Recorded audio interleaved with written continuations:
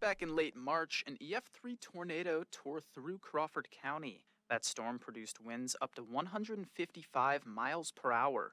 3 people were killed, buildings and homes were torn from their roots, and facilities like the Crawford County Airport were forced to rebuild. 18 planes destroyed, and just as an average value, each plane probably at least 150 or 100 to 150,000 on them, and then the 2 T hangars, so there's probably another couple million, probably, 12 or 13 million with everything. But insurance won't cover everything. With today's prices, everybody was pretty much underinsured.